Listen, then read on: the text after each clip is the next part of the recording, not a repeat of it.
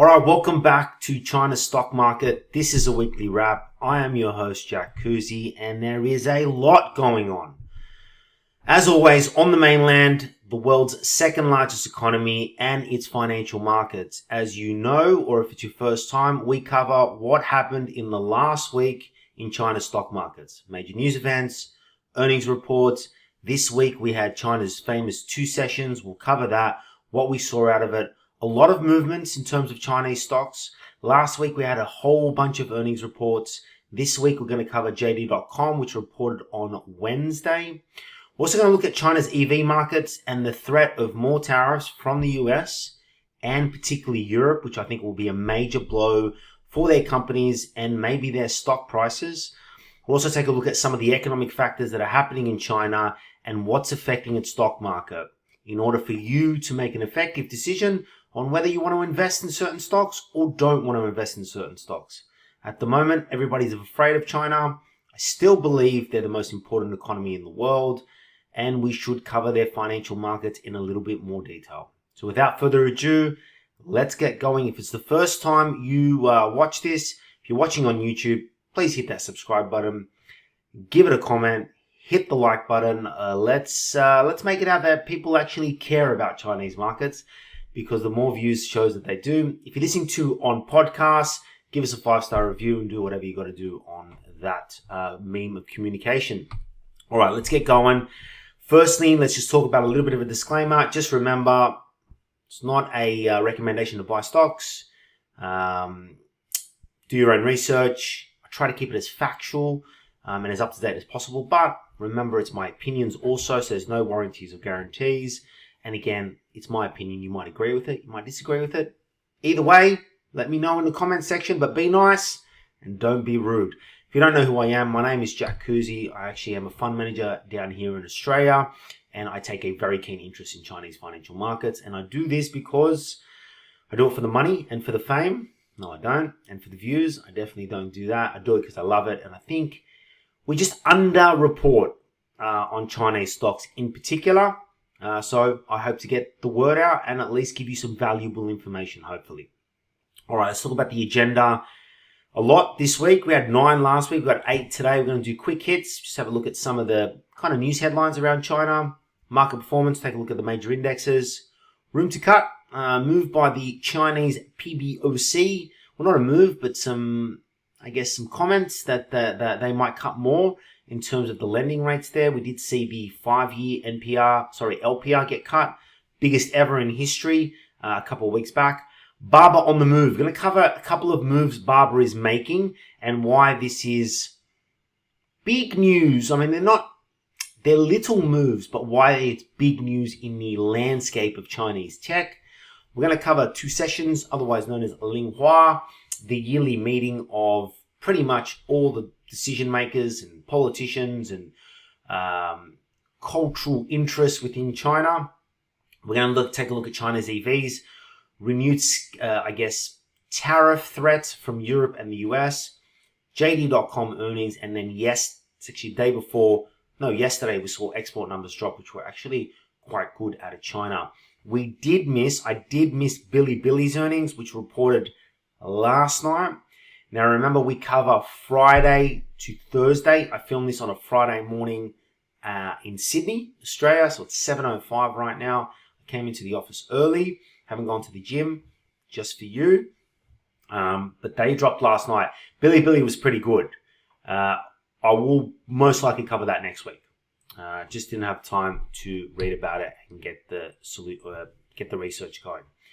All right, let's take a look at the quick hits. Let's take a few of the quick hits. So March 3rd, which was the Monday. No, that was the Friday. Real estate was the worst performer, particularly on the mainland. And that was the reason was state-owned enterprise developer Vanke ran into an issue on an extended loan. So a bit of a spelling mistake there.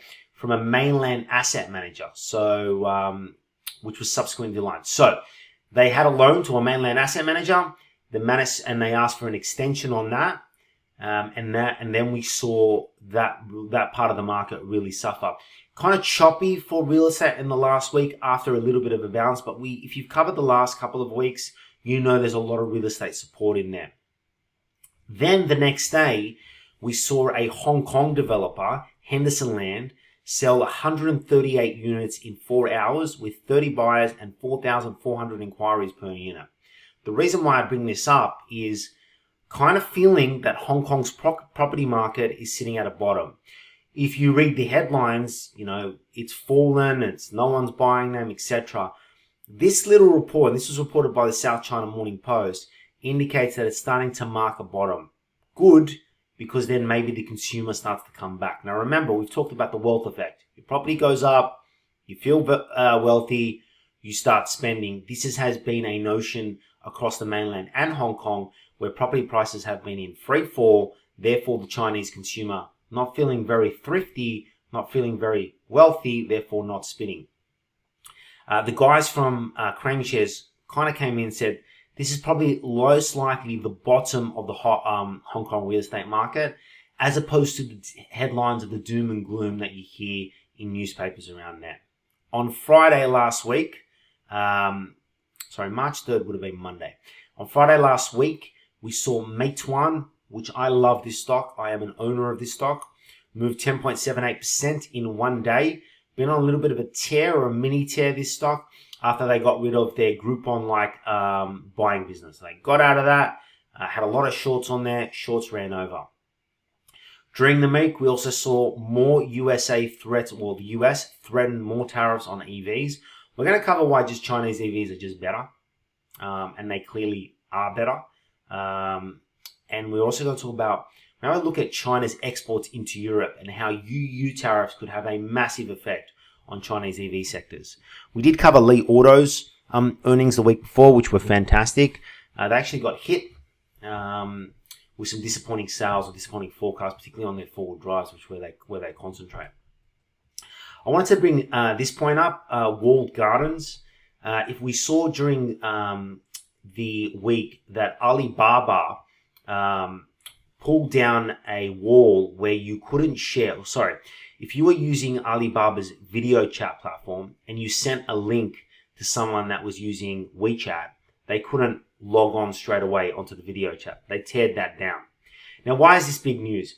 It's big news because in 21, when you saw the overarching tech regulation, one of the big ones that they cracked down was on walled gardens. And this means, like Alibaba's video sharing platform, if you sent the link to someone in WeChat, they couldn't open it up. They had to go in, set up an account, etc., etc., etc. Other things that happened was, let's say you were on WeChat and you were talking to your friend and he said, hey man, check out this mad sale. Tmall's got on microphones, right? Couldn't open the link within WeChat. They're called walled gardens. Or if you are using JD.com, Tencent, major owner of JD.com, can't use Alipay to purchase on it. One of the biggest things that the tech regulation did was try to pull down these walled gardens to create like a free flow internet society, which China wants. This is another step in that. Okay, it's good to see this tech regulation continuing to happen, continuing to work, and they're pulling down these walled gardens. This can only be good for the Chinese consumer, only be good for data economy, and only be good for innovation. So I thought I'd mention that. And BYD announced a buyback around 0.05% of their shares. It's obviously been smacked around, as most Chinese stocks have happened. But they're the quick hits. Now let's go into some of the more detailed research that we've done during the week through China. But before we do that, let's have a look at the market performance. Pretty good week for the mainland. The mainland has really led the rally in Chinese equities across the board. Often we thought about it's got to be China's tech stocks that are going to lead the rally. The Babas, the Baidus, the Bilibilis, the JD.coms, the Meituans, the Tencents, etc.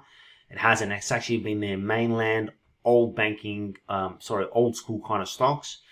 And as you can see, a very good week for the SSC Composite Index, the Shenzhen Composite Index, and the Hang Seng was down 1.22. So SSC up 2.85, 12.94 for the month, 2.95 for the Shenzhen, 17.51 for the month.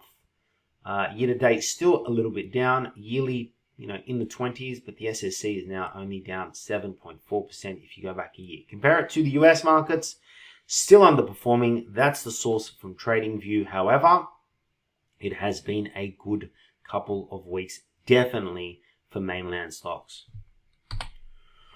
All right, let's take a look at this one. This was a talk by the governor of the People's Bank of China. So after the 2 sessions, they had kind of like a all-star cast of China's financial representatives. I think it was 3 or 4, who had a press conference with the wider media and so. And he talked about the quote here from Pan, who's the governor of the People's Bank of China, probably the most important. Sorry, not most important, but probably like top 5 most important jobs you can have in China. China's monetary policy toolbox remains sufficient, and there is still ample room for monetary policy. So 2 things you want to take out of this. One is they feel like inflation is good, and that's been good for China for quite a long time. So they're okay to ease on monetary policy. We did see the 5-year LPR get cut, biggest cut you've had. The reason why the 5-year LPR is very important is because it's kind of the one that you use for home loan rates. All right. So when you go to the bank and you want to get a home loan, you want to buy property, you want to invest, etc., the 5-year LPR is what you kind of run your budget on. Okay, it's the headline home loan rate. Important for the Chinese economy, considering that 25 to 30% of their GDP is made up of what? Property. So that one. So they're comfortable with where inflation is. The second one is they commented that the yuan's weak. We're not really caring about strengthening it at the moment. We're okay to loosen monetary policy a little bit more without causing too much capital flight. What does that mean? Well, what happens is when your rates are lower than everybody else in the world, you get capital flight because money chases the higher yield. For example, rates in Bangladesh are 5%. They're 2% here in Sydney. Generally, money will flow to Bangladesh. Bad example in terms of Bangladesh because it's not a strong economy, but you get what I'm saying. They've had a lot of capital flight. Movement out of the stock market. When you move out of the stock market, you've got to sell your yuan and trade it for another currency, puts pressure on the yuan. Yes, that does help exports, but China does import a lot of their stuff also, particularly energy and other goods and food. Doesn't help with that. They're okay with that. Therefore, there's some room to use. Good. I don't think they want to do it. It's good, but at least we know that they do have some room to move. So I thought that was quite interesting. We've still got some policy measures from China, and they've been reluctant to move on policy too much because they don't want to inflate the economy. They are really worried about debt bubbles around the economy, and they don't want to inflate it with cheap money like the rest of the world has done. I think the rest of the world eventually has to pay that price, but they haven't so far, so who knows? All right, let's take a look at the next one here, and Alibaba on the move. A few moves by Alibaba during the week. The biggest one was the investment in Chinese startup Minimax. So they invested at least 600 million, valuing Minimax at 2.5 billion. Now, if you don't know who Minimax is, it was founded by SenseTime alumni, so the guys that kind of were on the early days of SenseTime. And it's developing a series similar to ChatGPT, with previous backing from firms including Tencent, IDG Capital, and Hillhouse. Right? They also made a move a couple of weeks ago into another AI company. Don't remind me what the company, I can't remember what the company was. This investment is part of Alibaba's broader efforts to rejuvenate its investment portfolio and innovation capacity under the new leadership of Joseph Tsai and Eddie Wu amidst the backdrop of regulatory challenges. A couple of reasons why this is important. One, Baba's got its own language model that they're developing. However, they're looking to diversify and kind of place their bets in other places. It was Moonshot, right? They invested a significant AI deal in Moonshot. That was the one that they did. So they're backing a few AI leaders. Okay, this is kind of the race to be the ChatGPT of the United States. You've got Baidu with ErnieBot. We covered Baidu earnings on the other side. The biggest thing I take from this is that Chinese regulators and the CCP are done with Alibaba. They're done. Okay? No more fines, no more breakups, no more regulation. You're good to go. Go and grow. And, okay, it's a big stretch, I know. So let me move this out of the way. Kind of in. Sorry about that, guys. I know it's a big stretch, but I think they're done with most big tech regulation that is happening within China. The fact that the poster boy of being bad, of the Chinese tech companies is now able to make a $600 move into a $2.5 billion AI company, something so important to Beijing's ambitions, okay, of advancement, technological growth, doing AI research. I mean, China's government prioritized AI research because they don't want to be dependent upon Western technology for its potential military and commercial applications. And they've allowed Alibaba to make these two big moves into Moonshot a couple of weeks ago and Minimax. Tells me that they're done. And what also tells me is that Chinese tech companies now have a runway to grow, now have a runway to innovate without Big Brother saying, do this, do that. Of course, Big Brother's always going to be there. They're always going to be there. However, I feel like this is the runway. One of the fears that we had out of the regulation is they capped the upside or the growth of Chinese tech companies. And to some extent that was, right? Made Tencent divest from gaming, pulled them apart, didn't allow these big ownerships in other companies. And to some extent, I think it's a good idea. I mean, China, Tencent and Alibaba pretty much owned everything in China. This tells me Baba can go and grow. Man, it's cheap. Not a recommendation, but man, it's cheap when you look at it. It's trading on a multiple of cash. A single multiple of cash, I believe.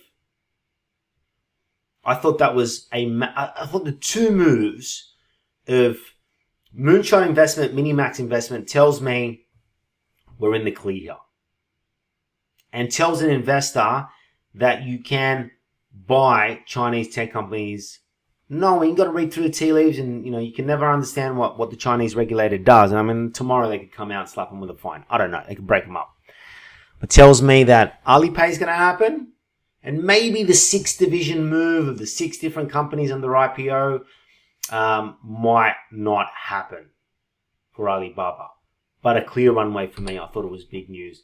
They also announced a cloud price war. So they moved in, so they lowered their prices on their cloud pricing with significant discounting. This was the second major price reduction within a year, with over 100 products discounted by up to 55%. Straight away, JD came in and reduced their prices on cloud. So there's a cloud price war going on in China. There's a race to the bottom, not necessarily good for cloud margins.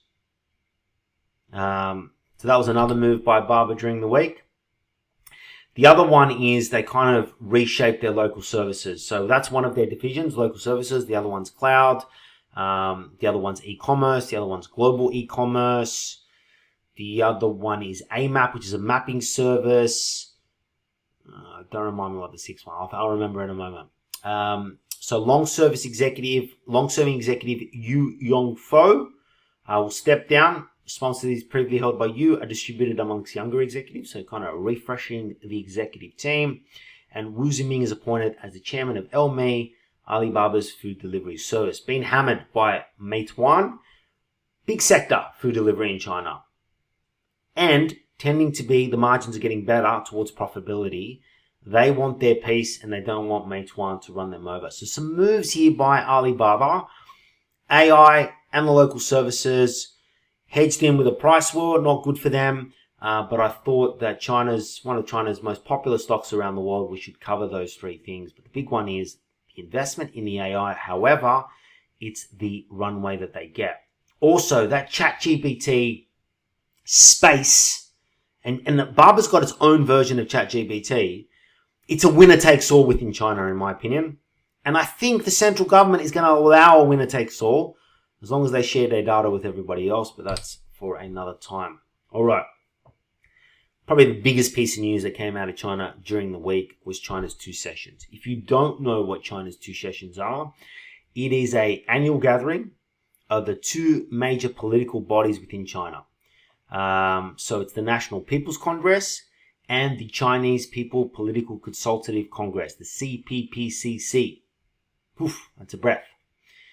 They're significant. Okay, they kind of set out the plan for the year.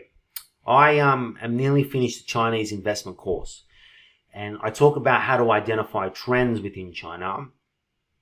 Two sessions is a good trend to look at. They kind of give you the roadmap of where they're going to go. Right? In this roadmap, they really talked about EVs, battery making, etc. They really emphasized that they wanted to be a leader there, and solar energy, etc. The NPC, which is National People's Congress, is the highest state body and its largest parliamentary institution. You get the NPC, and then you get the Politburo, and then the Special Politburo, and then President Xi at the top. The China's People's Political Consultative Conference is a political advisory body that includes representatives from the Communist Party of China and 8 officially recognized minor parties. If you didn't know, China actually has opposition parties.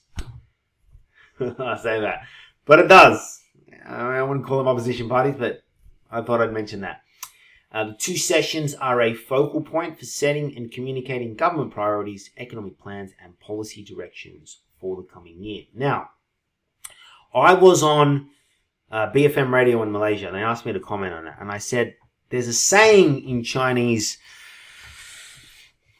politicians, political moves, economic directors, whatever you want to call them, decision makers. Okay, decision and policy makers was the word I was looking for. No sharp turns. We don't want to make any sharp turns on the economy.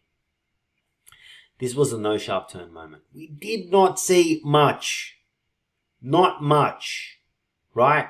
Pretty much exactly what they said last year.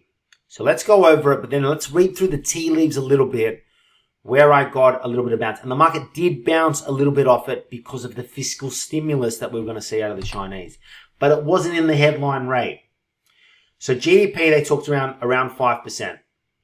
I think it's going to be harder to get the 5% because last year they came off a base of 3.2%. Still had the lockdowns. This year they're coming off the base of 5.4%. Let's see. CPI growth. Pretty standard, around 3%. Surveyed urban unemployment rate, same as last year, around 5.5%.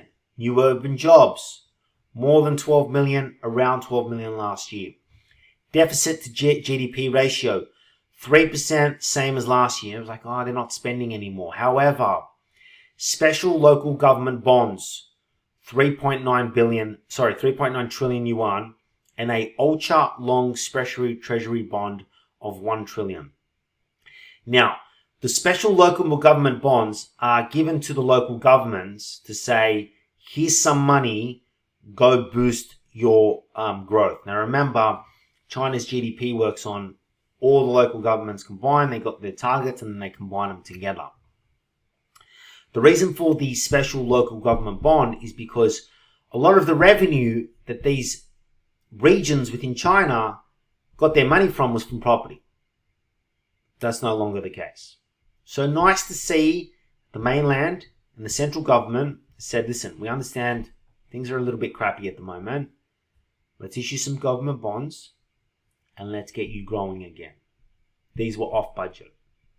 The other one was the ultra special treasury bonds, which kind of new concept. So really long dated. I think they're 50 years. If you don't know what a bond is, you give me the money, I give you a rate of return. At the end of the maturity of the bond, I give you your money back. If you combine these two, it currently took their, because they were off budget, it currently took their kind of deficit to GDP ratio, their spending to GDP at 7.2%. Not bad. Not bad. An increase in fiscal spending. Everybody has been calling for more fiscal spending out of China, and they gave us more fiscal spending, just looked at it in a different way. Let's have a look at some quotes.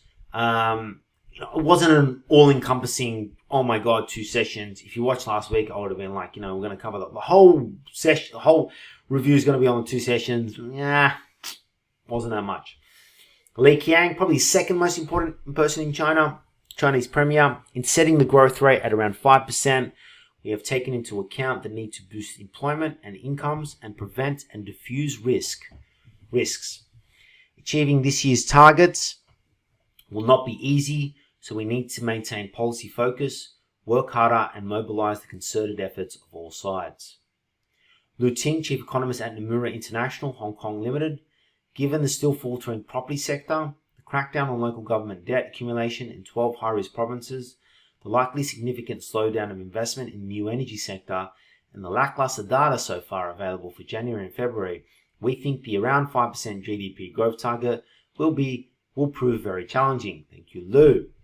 Lin Song, chief economist of Greater China at ING Bank.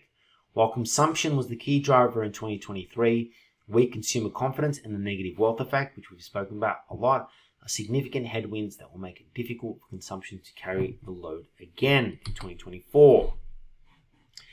Xi Jinping, sorry for the pronunciation, sir, China strategist at Australia and New Zealand Banking Group, a local bank here in Australia. Fiscal expansion will play a clear role in 2024, but it may be insufficient to meet the gap because of declining fiscal efficiency. So what he's saying there is a dollar you used to spend in fiscal policy isn't what it was like. Maybe got you 80 cents of output. It's now getting you 60 cents of output within the economy.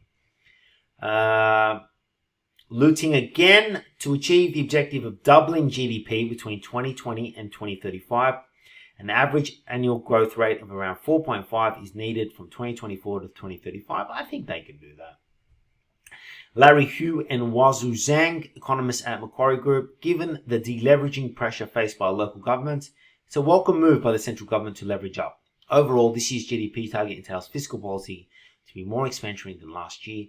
Implementation will be the key. Like I said, no sharp turns, but I think if you're looking at Chinese equities and you're looking for a support mechanism to buy them, then the increase in fiscal spending is welcomed. If you're looking at some negatives, can they achieve the GDP target rate? And will they tell us if they achieved it or not?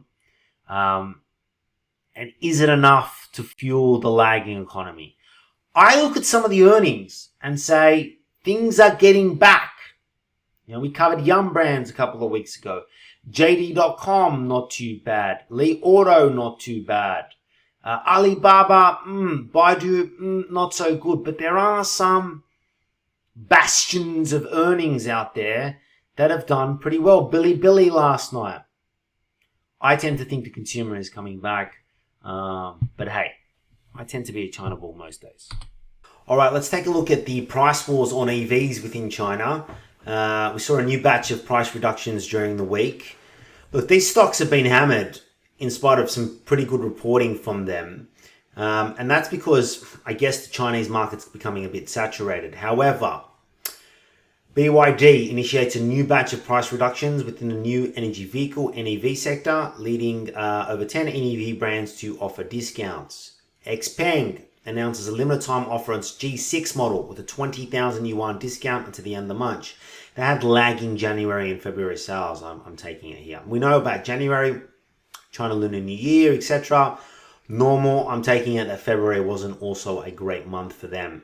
We did see Li Auto forecast that was going to have, a kind of tougher year than it had the year before. SAIC GM, that's a joint venture. Neta, Chang'an's EV unit, Chery, Rising Auto, Volkswagen, which has that's Volvo with the Polestar, and Hyundai Motor, followed BYD lead in price cuts, and then Tesla announces favorable policies on the Model 3 and Model Y, including insurance subsidies and low interest rates on March 1. So, price war going on EVs, good for the consumer, not necessarily good for the EVs margins and therefore their stock prices. I think as a basket, depending on what happens with European tariffs. But if China can get a clear runway into Europe, I really feel their EV companies in a basket are a good purchase. Don't necessarily like car companies in general, but I feel like it's a good purchase in a basket. But they need to get into Europe, because we're probably going to read or announce in the next kind of thing on EVs is that like 36% of all cars in China are an EV. So they're like spiraling through in terms of replacing their cars. And there is talk about some subsidies from China, particularly from the 2 sessions that we saw, which I actually forgot, where they wanted to bring in kind of like a replacement incentive. So take your combustion engine, replace it with an EV. Here's an incentive for it, right? So they really want to push this EV market. And I think the reason they want to push, well, it's good for the environment, but they know the world's going towards EV. And if they can really be the leader, it'll really place them in a good standing across the globe. Don't forget, the Chinese overtook last year the Japanese as the #1 car exporter in the world. Big market out there. They want it, and they want to corner it. Then we go to this article by the Financial Times. Simply good, Chinese electric cars power ahead of inferior US rivals. And basically, the article says, and I summarize it up the top, is they're just better. They are just better. They're better, they're cheaper, they're nicer, they're better quality, they work better, they look better inside. They're just better.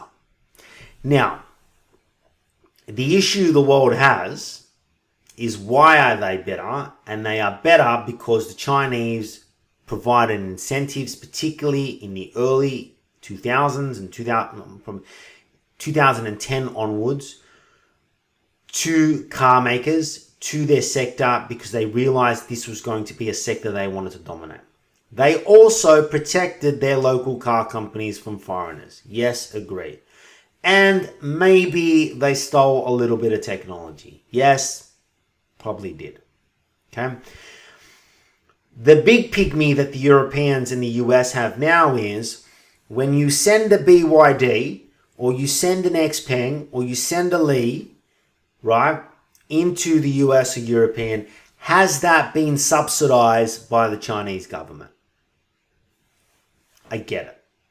I get it. The thought process is, and this is led by Brendan Ahern from Craneshares, is why not do some JVs? The Polestar gets in because it's a JV with Volvo. Let's do some JVs. Let's build some Chinese plants within the US and Europe, like BYD is doing in Hungary, and let's all contribute and all benefit from a Chinese EV maker. They can do them overseas at good rates. Remember, it's a lot of machinery now and robotics that are building these cars. Tesla's shown it with the gigafactories in San Francisco, and, they built one in Berlin. You know what I'm saying? If you look at Chinese EV sales, they've surged to 36%, or 7.7 million in 2023. EVs are making up a third of new vehicles, showcasing China's lead in the EV market. We talked about the S-curve of adoption. When you get to that 20%, it's a big spiral in new technology, or a big move up in new technology. Despite a 58% increase in US EV sales to 1.5 million in 2023, the market penetration, this is talking about the US, remains low at 9.6%, attributed to the preference for larger vehicles and higher costs associated with larger batteries. Also, you've seen a move from a lot of car companies who've reduced their movement towards the EV. Mercedes did that a couple of weeks ago. So it's clear that the Chinese EVs are just better. Better, cheaper, more effective, better batteries on the whole, with the exception of Tesla. Chinese really want to get into these markets. However, they're now facing renewed pressure and tariffs. The clean energy bill, the inflation reduction bill by the US, talked about inflation reduction, but there was a caveat around Chinese batteries. Particularly, it was foreign-made batteries, but they were talking about Chinese batteries, which made it more expensive to buy a Chinese car because of the battery. It just led to a sales tax or a tariff, which made them less competitive. Still competitive.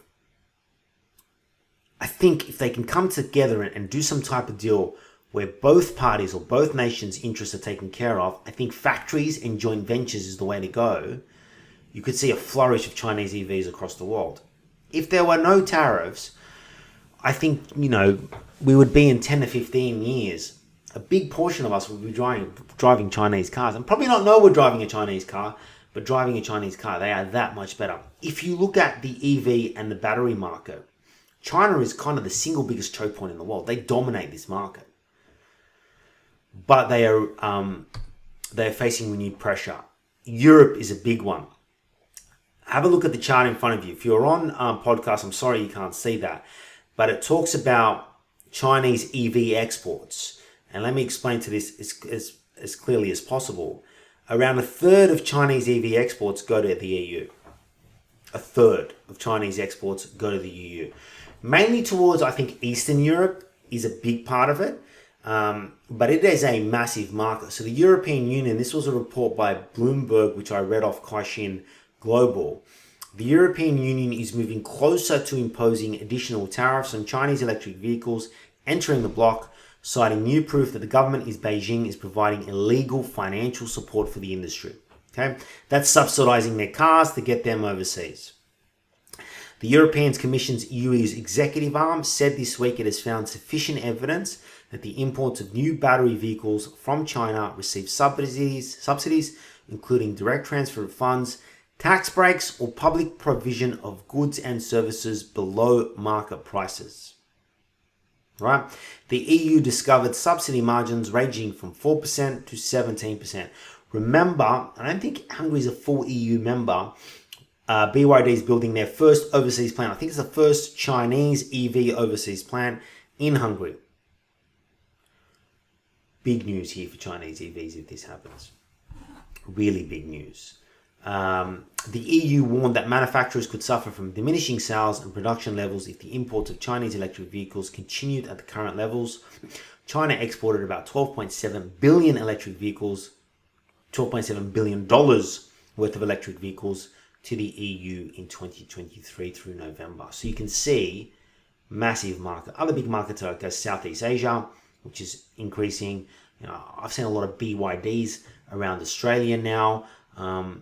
This would really hurt Chinese EV makers. There's no doubt, because competition locally is very fierce. But if they could open up overseas markets, I think it'd be a boon for Chinese vehicles. Now, whether the EU and the Chinese can do a deal, I think the EU is a little bit pissed off about China's kind of silence on the whole Russia-Ukraine thing. But we'll see. We'll see how it goes. But that would be a big target. Big move. All right, let's take a look at an earnings report by JD.com. Kind of been the forgotten soul of, China's e-commerce tech company. You used to talk about these guys, and that plethora of, it was Alibaba, Tencent, Meituan for me, then Baidu. JD was around there. Kind of haven't met Pinduoduo. I think Pinduoduo is in that upper echelon now. Kind of been forgotten, lagging growth. But they had an earnings report. Let's just cover this earnings report. Firstly, the stock surged on the back of it. Okay, it was up in excess of 8%. So it did really. Sorry, I think it opened up 8%. It was up 16.2% on the close on its US listing. So really, the market took it really, really well. When you look at the numbers, not amazing. I think the kicker was the $3 billion buyback program. Another buyback by Chinese stocks. We talked about this. The Chinese stocks, ever since Bloomberg tracked buybacks, they're at, I think, 5-year highs in terms of the number of companies, particularly on the mainland. And most major tech companies within China have a buyback program, including Alibaba and Tencent. Generally supportive of a stock price. Expectations beat, so on adjusted earnings, 530 Chinese yuan, equivalent to 74 cents on the American depository. This was expected at 4.6 yuan, so that was good. Revenue for quarter, 306 billion or 42.5 billion US. Analyst expectations was just under 300 billion, 4% year-over-year growth. Not massive for a tech growth company, but nonetheless. Adjusted earnings per share. This was really good. 5.3 Chinese yuan. Expected 4.69. We just covered this, 10% year-on-year. Net income, 8.4 billion yuan. Expected 7.2. No direct comparison.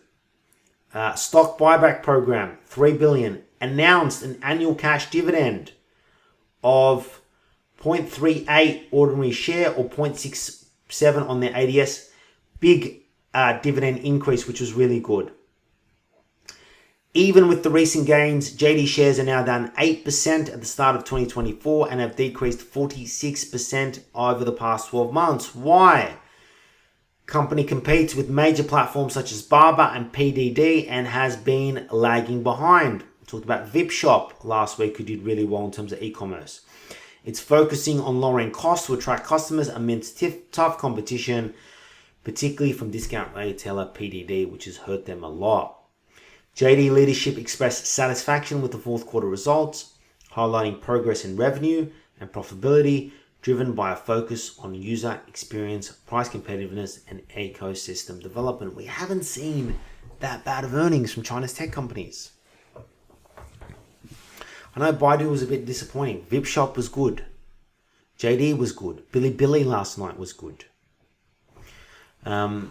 Some type of growth, we're going to invest back in. We want to grow again. We're seeing the thing that we're seeing in terms of the announcement is a year or 2 years ago, we were saying we're wary of, we want the Chinese regulator to know that we're in line and we're ready to do whatever they need and, kind of cowering. Now it's like, okay, we're ready to grow again. We want to push margins up. We want to increase our data. We want to grow again. That's the notion that I'm hearing from Chinese tech companies. It's not, hey, CCP, hey, whatever you want, we'll do, which they will. I kind of feel like it's over. I don't think that box is being ticked. And these companies now have room to, 1, invest, 2, to innovate, and 3, to grow. And we've got to remember, Chinese economy is very innovative. It's not a producer of cheap products anymore. Let's forget that notion. I think the report showed that it's got a lot of resilience. It's still got a good brand name within China, particularly in that e-commerce landscape. They have, cloud and other areas, but that e-commerce landscape is very, very, very important. So that was out of China, and they had a cash and cash equivalent of $27.8 billion. What is JD's market cap? Let me have a look at what JD's market cap here is on the other side. 35.02 billion. So they're trading at 35.02 billion and they got a cash and cash equivalent of 27.8. So they're trading at a multiple of 1.3 of cash. I mean, geez. PE is 11.54 for you value investors out there, which I am one also. Crazy. I mean, I'm sure if you looked at cash and cash equivalents, I talked about Alibaba. These low multiples on cash. Forget earnings. All right. Let's move on to the next one. And this will, I think, is our last little segment. Have a look at export numbers. We haven't covered much macro data out of China. Really important. Because if its macro is strong, then hopefully its companies are strong and hopefully its stock market is strong. I really feel like we're at a bottom of the stock market here. Not a recommendation. I feel like we're at the bottom. I think we're going to outpace. I still think China is the most important economy in the world. I still think they're going to be the number one economy in the world. A little bit controversial sometimes, but it's just my thoughts.